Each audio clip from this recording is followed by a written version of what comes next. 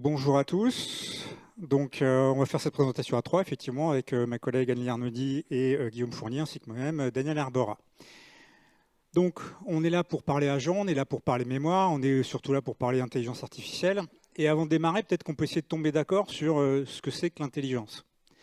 Alors, c'est un débat sans fin, on pourrait débattre pendant des semaines, des mois et toujours pas tomber d'accord. Donc, on va utiliser cette définition-là, qui vaut ce qui vaut, mais qui est quand même pas mal. L'intelligence, c'est notre capacité à acquérir, à comprendre et à appliquer du savoir pour résoudre des problèmes. À la fin, la mesure de mon intelligence, c'est ma capacité à résoudre des problèmes. Plus je suis intelligent, plus on va me confier des problèmes compliqués à résoudre. Intellectuellement, je fais comment quand je vais résoudre un problème? Ce que la recherche montre, c'est que je fais tout le temps une combinaison de ces trois approches. Je fais appel à l'expérience, la mienne ou celle des autres. J'ai déjà vu une solution qui marche ailleurs, je ne réinvente pas la roue, j'applique. Le raisonnement. Là, le problème, il est un peu plus difficile. Je vais devoir le définir, le structurer, le couper en morceaux. C'est le discours de la méthode de Descartes, c'est la méthode scientifique, c'est ce que vous allez apprendre si vous allez dans un grand cabinet de conseil. Et puis la troisième méthode, je n'ai pas de solution toute prête sur l'étagère, j'ai un petit peu de mal à le saisir, sans doute qu'il est vraiment nouveau et que je vais devoir faire appel à mon imagination. Et je vais sans doute utiliser des outils comme le design thinking. Les IA, les LLM sont très très très forts sur tout ce qui est appel à l'expérience. Et ça tombe bien, c'est 95% de la méthode qu'on utilise au quotidien. Quand on est dans notre vie quotidienne, mais aussi dans notre vie professionnelle, 95% du temps, on fait appel à notre expérience. On ne réinvente pas la roue. Les LLM commencent à savoir raisonner, un tout petit peu. En revanche, sur tout ce qui est imagination, résolution de problèmes entièrement nouveaux, les LLM sont particulièrement peu performants. Alors, nos agents IA, ils font face à une sorte de paradoxe. Je ne sais pas si vous vous rappelez ce film Le jour de la marmotte. Vous avez un journaliste joué par Bill Murray qui est météorologue, il est spécialisé dans la météo, et il revit en boucle la même journée. Sauf que lui, il se rappelle du fait qu'il revit la journée en boucle, qu'il est dans une boucle temporelle, mais les gens autour de lui, eux, ils ne se rappellent pas, et ils revivent la même journée, exactement la même chose. Et notre agent IA, c'est un peu le symétrique de ça. C'est-à-dire qu'il a plus d'expérience que nous tous réunis dans cette salle, plus que n'importe quel humain. Il peut gérer dans sa fenêtre de contexte sur certains modèles des requêtes qui sont plus grosses que la totalité de la saga Harry Potter, ce que nous, on n'est évidemment pas capable de faire.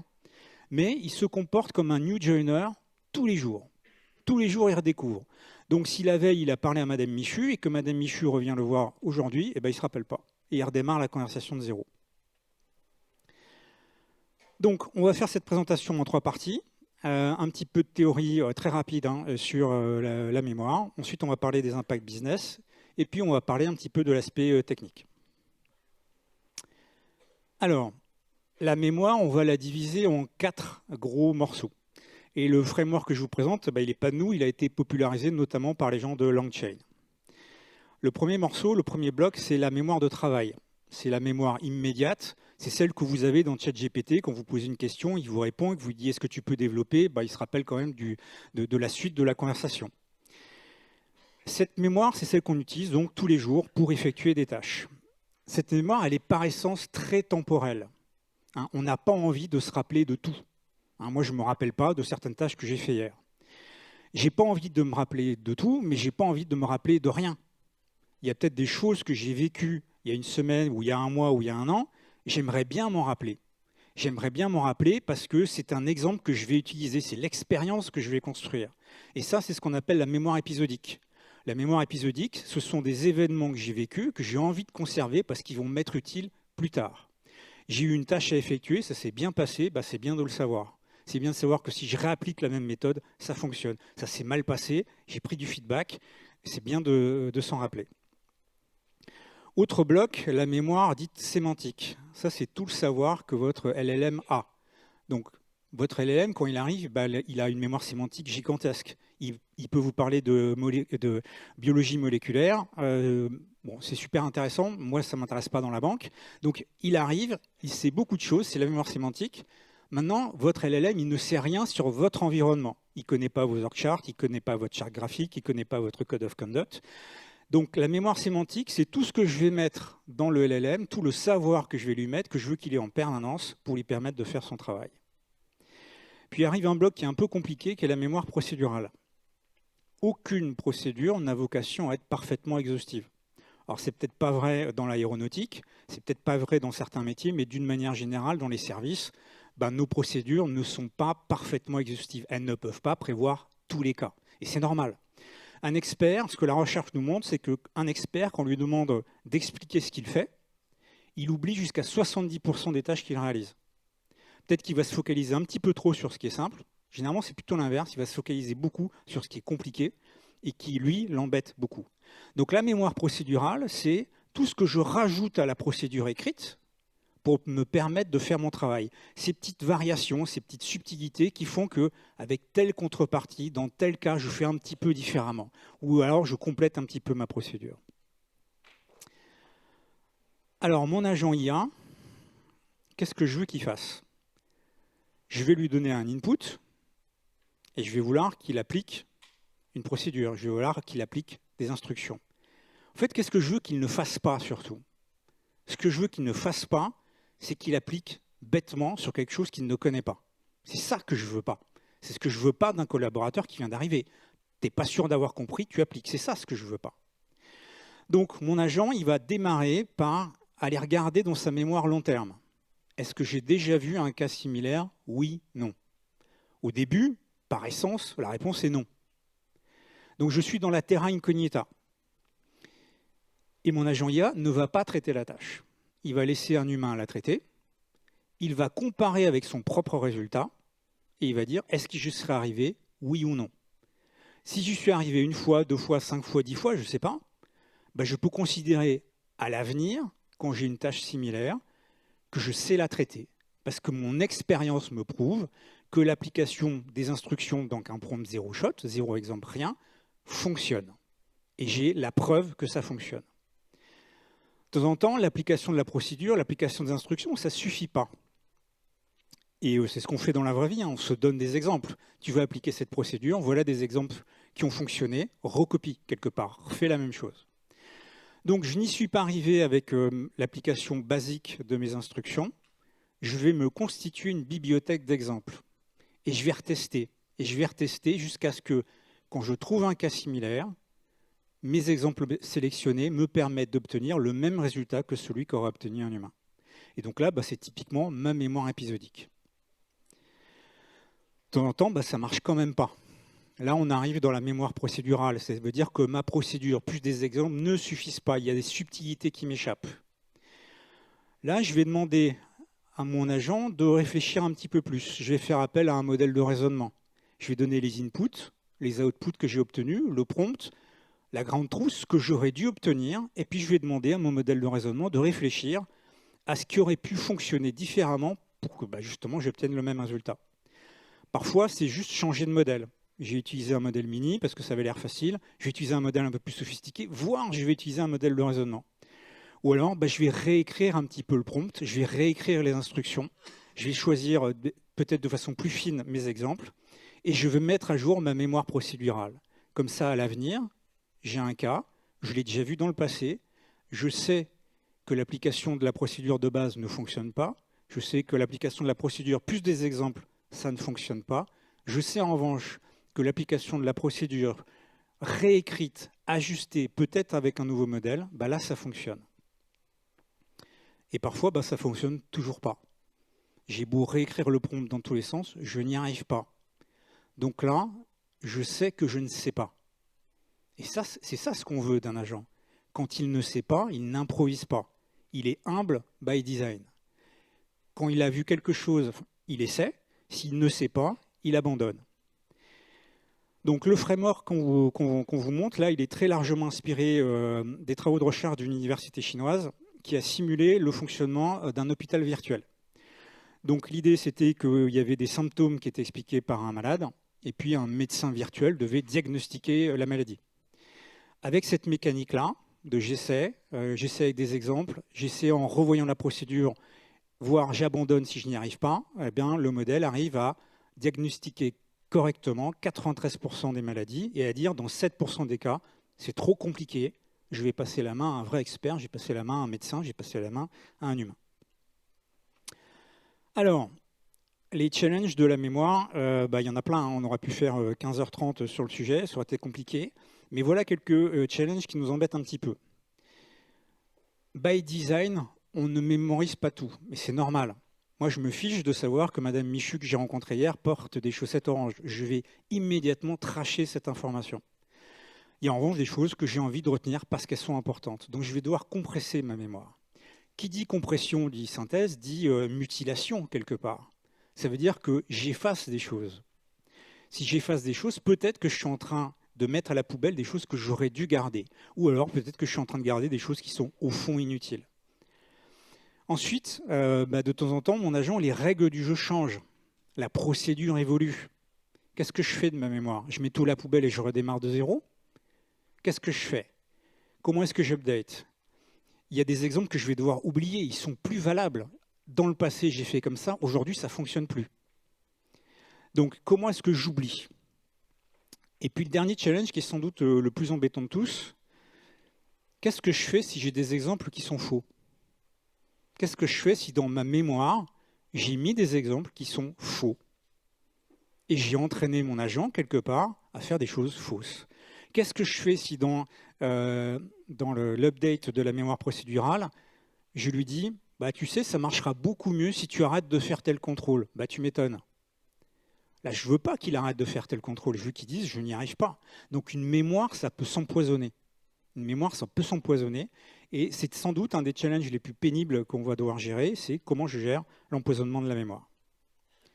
Maintenant, parlons un petit peu impact business.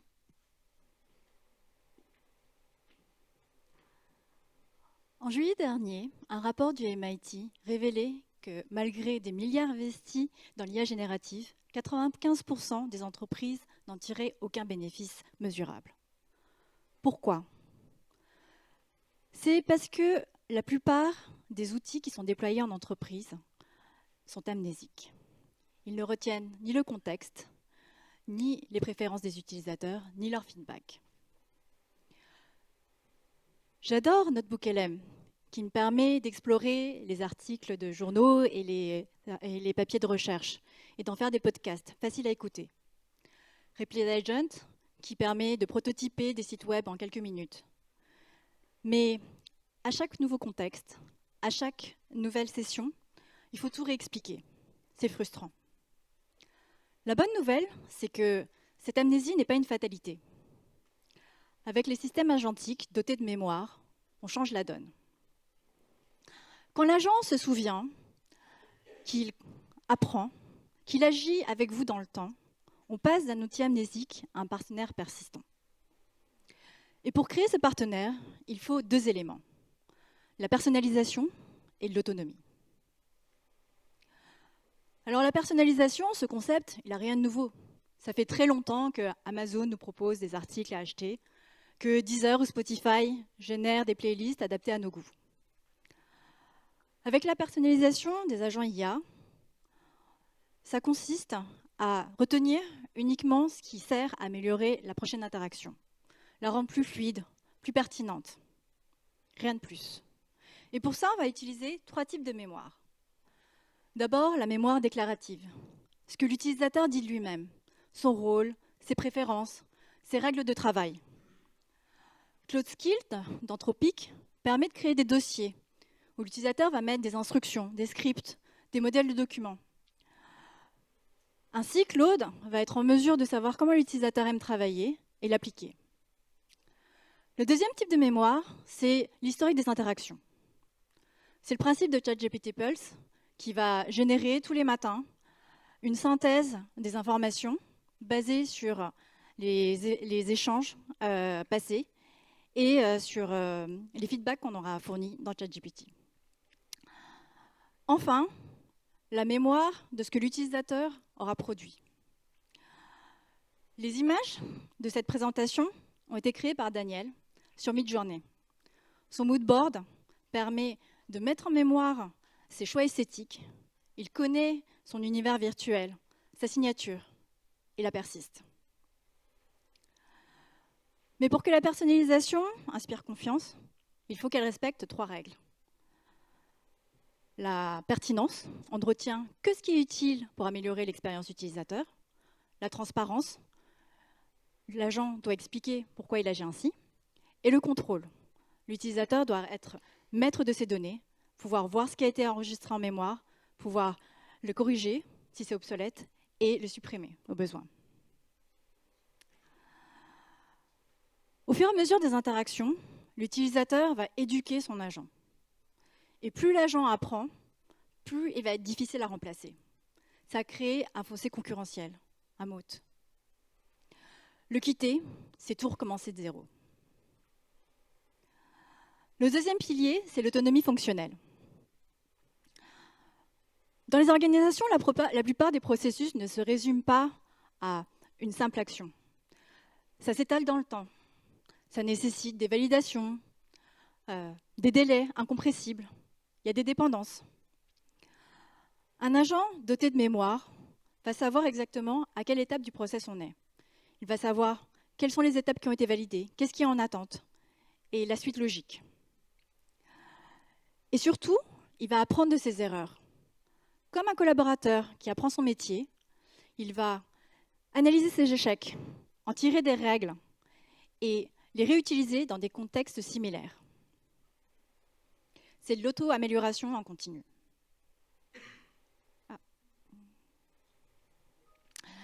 Et c'est à la croisée de la personnalisation et de l'autonomie que la vraie valeur naît. Prenons un exemple concret, celui du process KYC des clients institutionnels d'une banque. Le KYC, Know Your Client, il s'agit de connaître son client pour savoir si on peut traiter avec lui.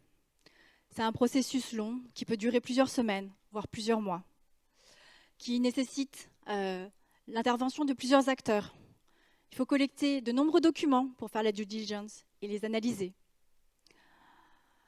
C'est une suite d'étapes qu'on ne peut pas gérer indépendamment.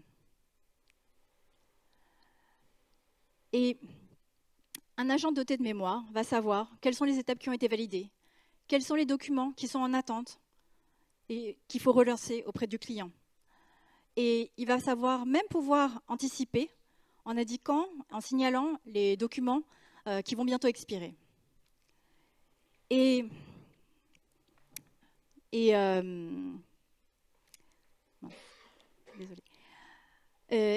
surtout, avec la personnalisation, il va être en mesure d'adapter sa communication, pouvoir adapter le ton et la fréquence des communications selon le style de chaque collaborateur et le profil du client.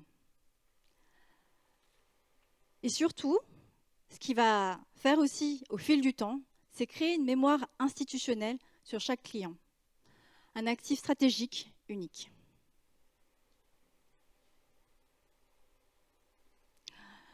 Mais la mémoire sans la confiance n'est rien. Personne ne veut d'une boîte noire. Et pour ça, on va pouvoir la gouverner au travers d'un tableau de bord de la mémoire. Une interface claire où l'utilisateur va pouvoir voir ce qui a été stocké en mémoire, pouvoir le corriger et supprimer les informations obsolètes. Il faut aussi que l'utilisateur puisse savoir pourquoi l'agent lui fait des suggestions. Par exemple, l'agent pourrait dire « Je vous ai proposé ce rendez-vous parce que vous m'avez indiqué que vous étiez disponible tous les mardis matins. » Il faut que l'utilisateur puisse également désactiver l'enregistrement en mémoire pour des conversations sensibles. Un peu comme dans le mode incognito de Claude ou le chat éphémère de ChatGPT. Et enfin, il faut qu'il puisse connaître la durée de rétention de ces informations. Le passage d'un outil amnésique à un partenaire persistant, ce n'est pas une évolution technologique, c'est un changement de relation. Les outils qui permettront de retenir le contexte, le valoriser, qui apprendront continuellement et qui pourront agir dans la durée, détiendront l'avantage compétitif de demain. Et pour commencer, dès demain, je vous propose 3 actions. Auditez votre amnésie. Identifiez 3 parcours où vos utilisateurs répètent les mêmes choses à vos outils IA. Écrivez votre charte de gouvernance de la mémoire. Définissez quelles sont les informations que l'agent peut retenir, ce qu'il doit oublier. Et enfin, prototypez votre tableau de bord de la mémoire. Montrez-le, testez-le, réitérez.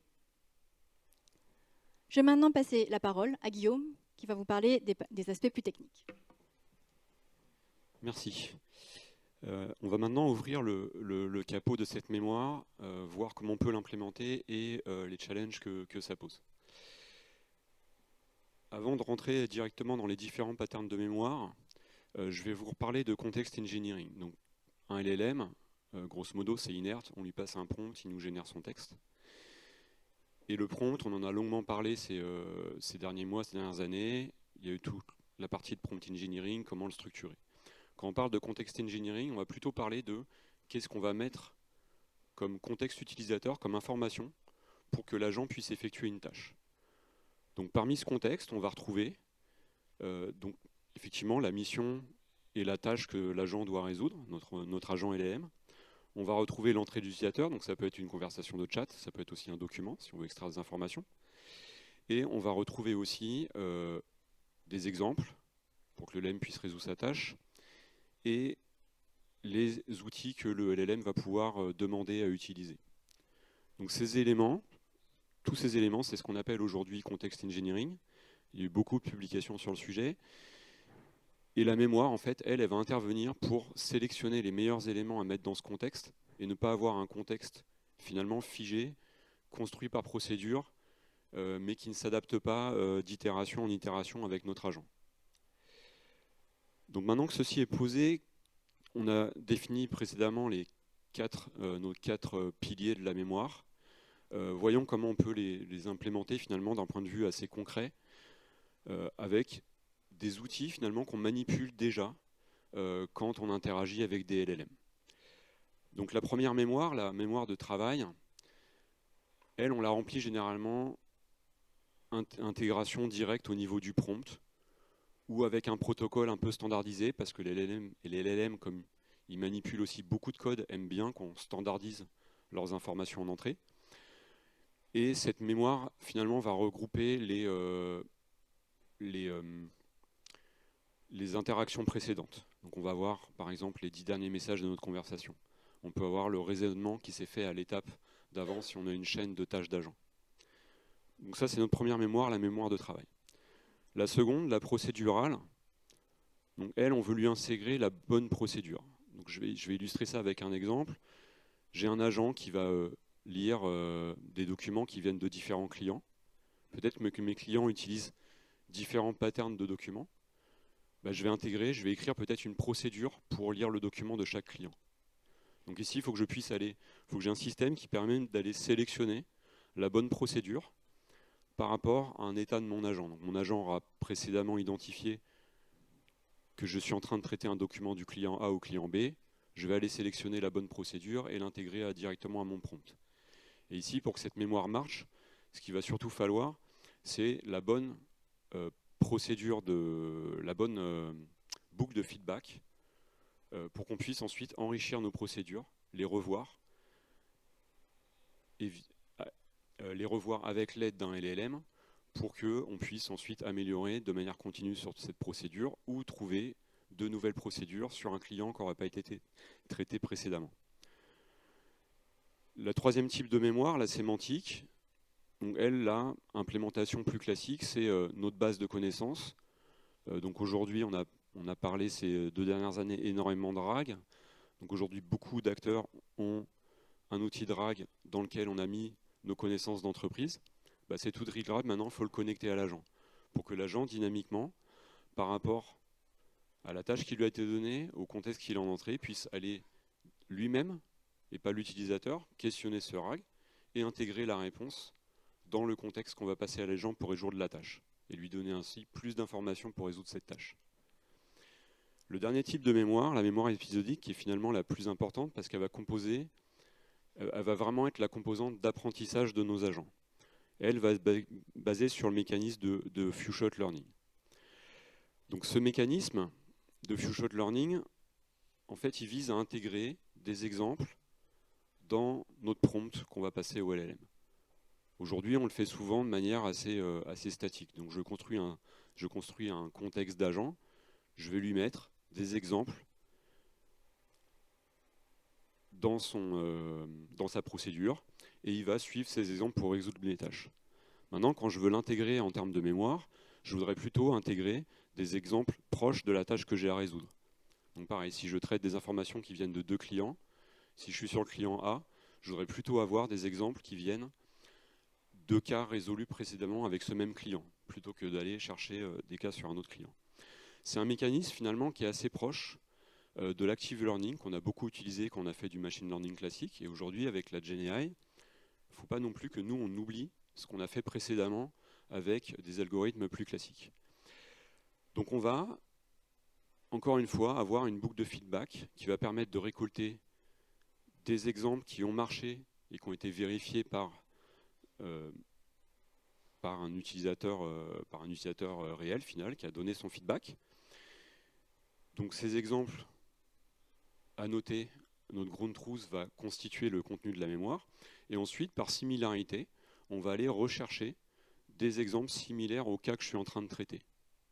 Et toute la complexité de la mémoire épisodique va être de justement savoir comment on va intégrer ces exemples dans notre mémoire. Comment arriver à une mémoire qui soit relativement équilibrée pour représenter les différents cas, qui ne s'empoisonnent pas parce qu'on a surreprésenté un type de catégorie. Et on a encore une fois beaucoup de tuning, d'étapes de tuning de cette mémoire pour qu'elle soit rendue efficace. Et la dernière composante de la mémoire épisodique va être l'oubli.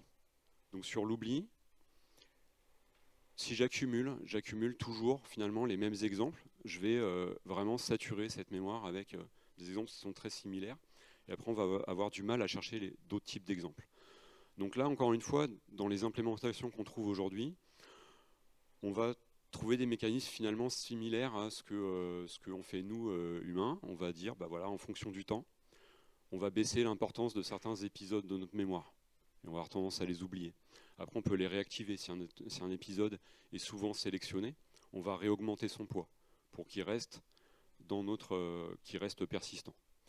Après, on va aussi intégrer, notamment avec des procédures, des stratégies de consolidation. Donc, plutôt que d'emmagasiner des milliers d'exemples qui sont similaires, on va ensuite appliquer un LLM pour faire un résumé et plutôt aller stocker dans cette mémoire un résumé d'un certain nombre d'épisodes qui sont relativement proches. Donc là encore, un autre mécanisme qui doit lui aussi être assez fine-tuné sur des exemples pour vérifier comment il marche. Donc là, j'en viens à la dernière partie, parce que finalement, aujourd'hui, implémenter de la mémoire, vous allez trouver un certain nombre de frameworks sur l'étagère, open source, on pourrait citer LangMem ou même Zero, par exemple. Et donc, on pourrait brancher assez rapidement sur un agent une mémoire. Mais si on ne le fine-tune pas, si on ne mesure pas, en fait, on va dire, super, j'ai branché de la mémoire dans mon agent, mais on n'a aucune idée de ce que ça fait. Et donc, là, c'est comme par le passé, quand on faisait du machine learning plus classique, on avait des phases assez intenses de validation.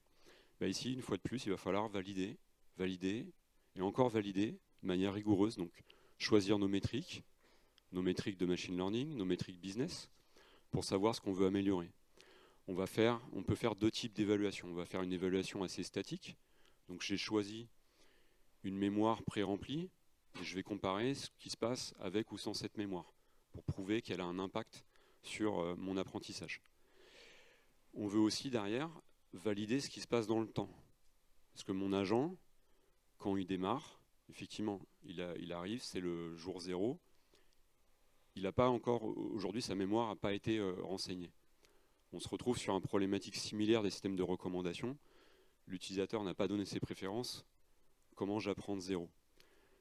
Comment je fais mon cold start ? Donc là, on va tester ces stratégies en adoptant des stratégies de simulation, en faisant passer le temps sur des bases passées et vérifier que mes métriques, la métrique que j'aurais choisi d'améliorer, s'améliore au cours du temps que je simule. Et cette simulation va permettre aussi de vérifier que notre mécanisme d'oubli ne vient pas non plus faire chuter nos benchmarks. Donc autant l'implémentation, finalement, c'est un ensemble de techniques qu'on manipule depuis pas mal de temps, toutes les techniques de similarité ont été beaucoup repopularisées avec l'arrivée des RAG et d'autres systèmes liés à la GenAI. Et par contre, une fois de plus, on va devoir, encore une fois, investir beaucoup sur nos systèmes de validation. Donc, en conclusion, on veut que nos agents ils ne devinent pas. Quand on a fait des RAG, on avait une attention particulière à dire le RAG, il faut qu'il cherche uniquement dans la base de connaissances et qu'il ne cherche pas dans l'apprentissage du LLM, qu'il n'aille pas chercher ailleurs. Avec nos agents, c'est pareil. Ils ont toutes leurs connaissances d'avoir lu tout sur Internet, mais on veut qu'ils soient collés à nos procédures et on veut les utiliser pour leur mécanisme de compréhension du langage et pas forcément tout ce qu'ils ont appris par ailleurs. Donc on veut que nos agents, derrière, provoquent finalement une escalade dans un processus et repassent la main à un humain quand derrière ils sont sur un morceau de procédure qui n'est pas couvert. La deuxième chose, on veut que nos agents ils révèlent cette capacité d'apprentissage. Donc on veut réellement mesurer au cours du temps une amélioration dans nos métriques. Donc peut-être que notre agent va démarrer avec des performances assez moyennes, mais on va vouloir constater que d'ici quelques mois, basé sur cette mémoire qui s'est remplie, finalement, ils travaillent mieux. Et le dernier point, on veut aussi que nos agents, ils expliquent à un opérateur final, à un client qui est en face de l'agent, la décision qu'il a prise et pourquoi. Donc ça, le LLM, ils sont assez bons à écrire, mais on veut vraiment qu'ils fournissent aussi cette capacité d'explication qui va permettre de donner aussi une certaine transparence sur l'action qui a été réalisée. Donc ces trois éléments, en fait, sont trois éléments très importants dans la confiance qui va être développée entre finalement des opérateurs humains et ses agents, ou des clients et ses agents. Et ces trois questions qui sont vraiment qui vont devenir vraiment trois piliers de la confiance qu'on va faire à ces IA. Donc ça, c'est la bataille devant nous, qui est devant nous, qu'il faut gagner si on veut avoir des agents auxquels on peut faire confiance et qui ont une certaine transparence. Donc pour terminer cette présentation, si vous voulez aussi approfondir le sujet, donc avec Anne-Lie et Daniel, on édite un podcast qui est complètement généré par IA. Donc derrière, c'est du notebook LM, des visuels avec Midjourney, et on y met finalement tout notre travail une partie de notre travail de veille de recherche. Donc vous y retrouverez un certain nombre de papiers qui traitent aussi de la mémoire. Donc allez y faire un tour, n'hésitez pas, et merci beaucoup.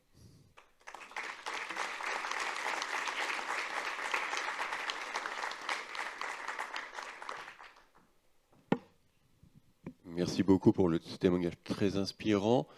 Je pense qu'on a le temps pour quelques questions. Est-ce qu'il y a des questions dans la salle ?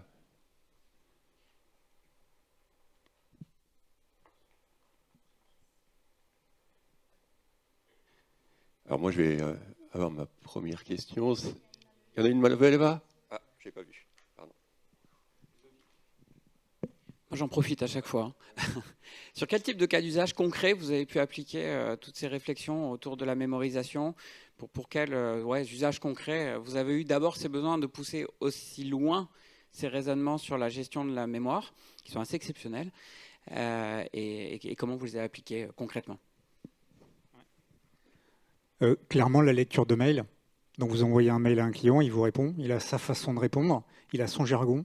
Sur les périmètres agency notamment, chacun a un peu sa façon de parler, son jargon, et vous ne pouvez pas dans votre prompt tout prévoir. C'est vraiment pas possible. On a essayé. Donc le fait de dire dans le passé il m'a répondu comme ça et voilà ce que ça voulait dire, bah là ça fonctionne très bien. Donc sur la lecture de mail, c'est un exemple qui est très très bien.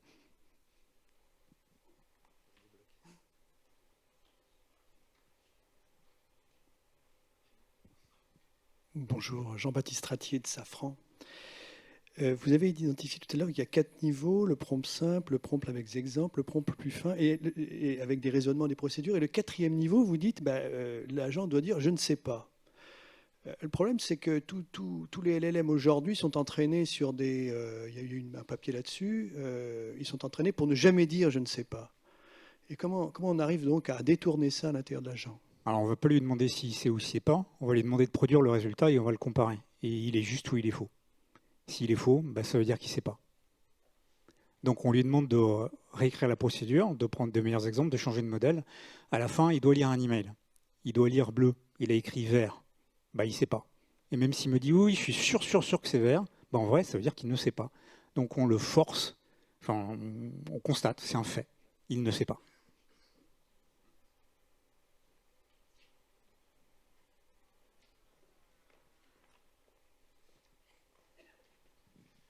Bonjour, merci pour cette présentation super éclairante, bravo.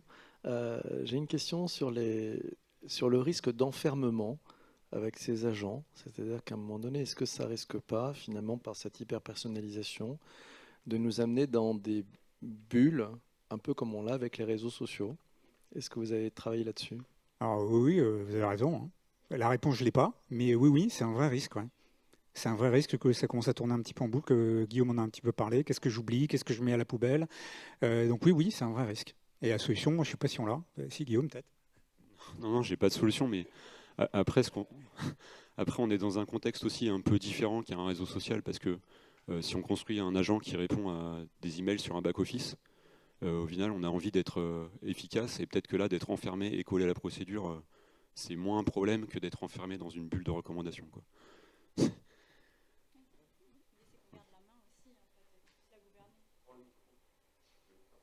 L'idée, c'est quand même de pouvoir garder la main et puis la gouverner, cette mémoire.